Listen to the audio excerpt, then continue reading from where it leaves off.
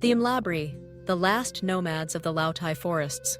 Introduction: the whispers of the yellow leaves. In the misty mountains and dense forests straddling the border of Laos and Thailand, there once lived a people so elusive, so deeply intertwined with the jungle, that they became known by a haunting nickname, the Phai Tong Luang, the spirits of the yellow leaves. They were the Mlabri, a community that, until very recently, represented the last true nomadic hunter-gatherers of Southeast Asia.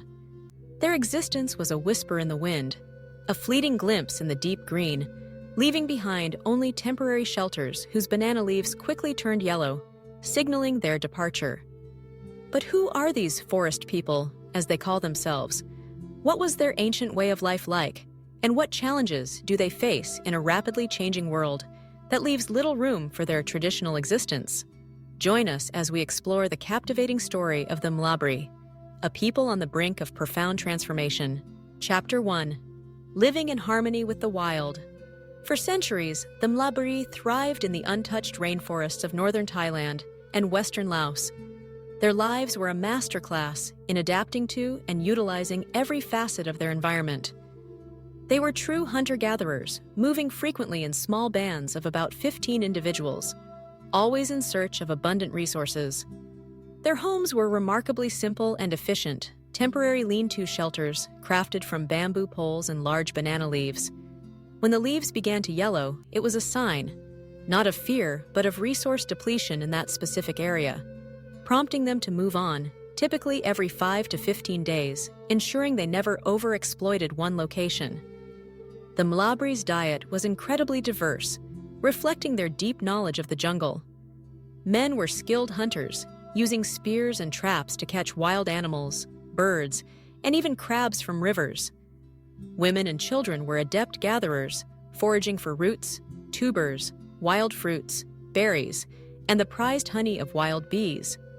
They knew the forest intimately, understanding its rhythms and its bounty. Their society was largely egalitarian, with few formal ceremonies or rigid hierarchies. Decisions were made communally within their small bands.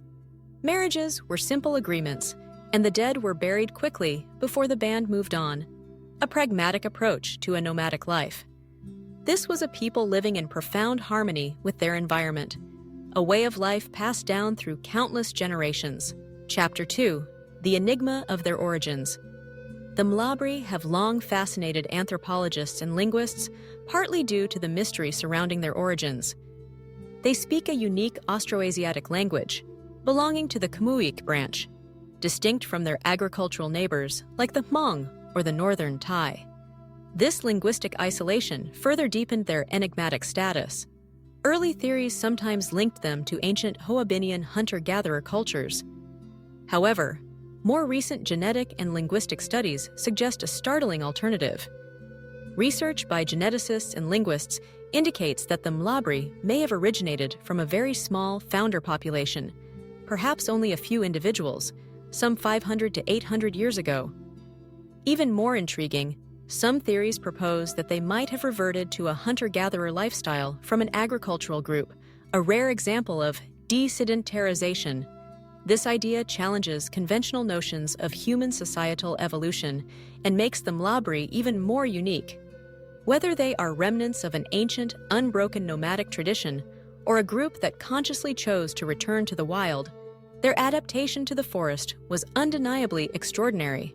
Chapter 3. Confronting the modern world.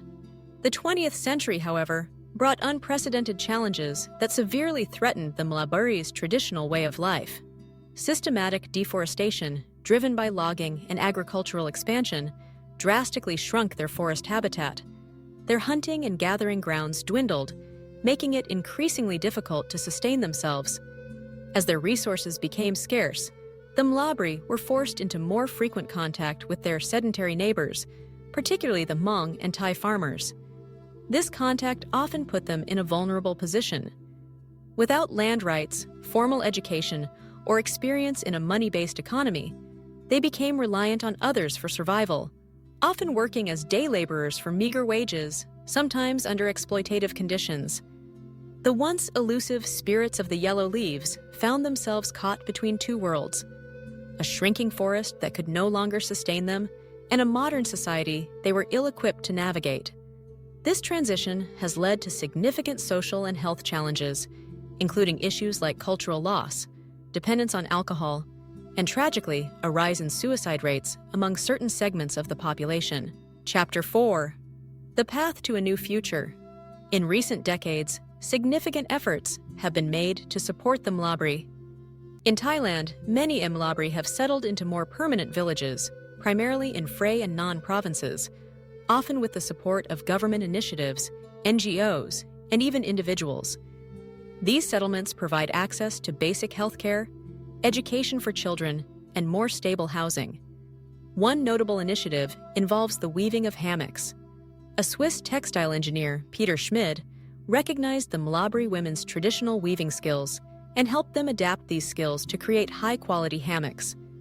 This project has provided a crucial source of income, allowing the Mlabri to gain some financial independence and avoid exploitative labor while still maintaining elements of their communal life. While sedentarization and integration bring challenges, they also offer opportunities for better health outcomes and access to education. However, the delicate balance remains. Anisit. How can the Mlabri adapt to the modern world while preserving their unique cultural identity, language, and the deep connection to the forest that defines them? It's a question that resonates with many indigenous communities globally. Conclusion: a legacy of adaptation. Today, the Mlabri population, estimated to be around 400 people or fewer, continues to navigate this complex transition. They are no longer the fully nomadic spirits of the yellow leaves of old, but their story is a powerful testament to human adaptability, resilience, and the profound impact of environmental change on traditional cultures. The Mlabri serve as a living reminder of a time when humanity lived in intimate partnership with nature. Their journey from the deep forest to settled villages highlights the urgent need for sustainable practices and respectful approaches to cultural preservation.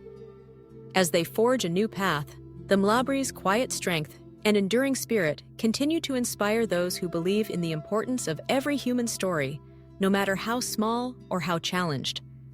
What do you think is the most important lesson we can learn from the Mlabri's journey? Share your thoughts in the comments below, and don't forget to like this video and subscribe for more explorations of unique cultures.